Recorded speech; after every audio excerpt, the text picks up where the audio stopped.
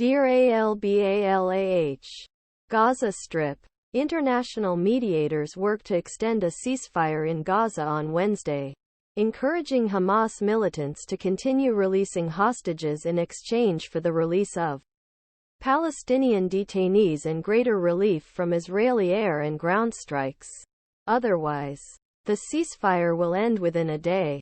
Hamas handed over 2 Russian Israelis before 10 hostages held by militants were swapped for 30 Palestinian prisoners on Wednesday, the Israeli military said. Still, Prime Minister Benjamin Netanyahu underlined on Wednesday that Israel will continue its campaign to eliminate Hamas, which has ruled Gaza for 16 years and planned the deadly attack that triggered the war on Israel.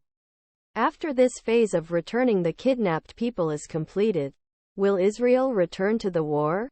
Therefore, my answer is absolutely yes, he said. He spoke ahead U.S. Secretary of State Antony Blinken's planned visit to region this week to press for a further extension the ceasefire and release hostages.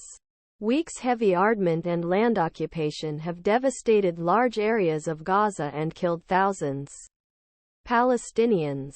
But Hamas appears to have had little influence on its rule, as evidenced by its ability to conduct complex negotiations, enforce ceasefires among other armed groups, and organize the release of hostages.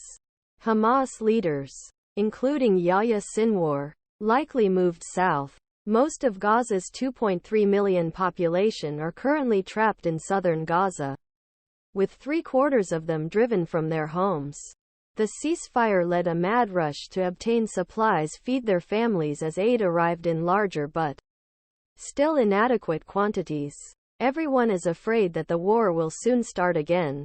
Palestinian Fairuze Salameh is welcomed after being released from prison by Israel in the West Bank city of Ramallah in the early hours of Wednesday, November 29, 2023.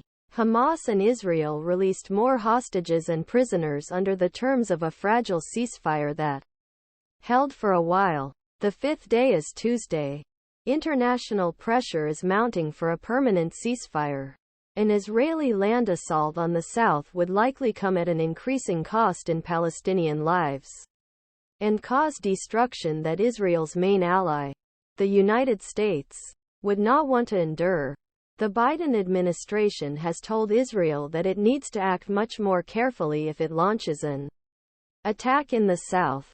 How far each side will be prepared go in exchanging hostages and prisoners for a pause remains be tested. But the pressures and incentives for both stick with it are currently stronger than the incentives.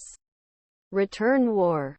Former U.S. Ambassador to Israel Martin Indyk wrote about diplomacy is increasing. The ceasefire is expected to end at some point after the hostage and prisoner exchange on Wednesday. Diaa Rashwan, Egypt's head of state information services, said progress was being made in the talks and it was highly likely that the extension would be announced on Wednesday. Egypt, Qatar and the United States mediated the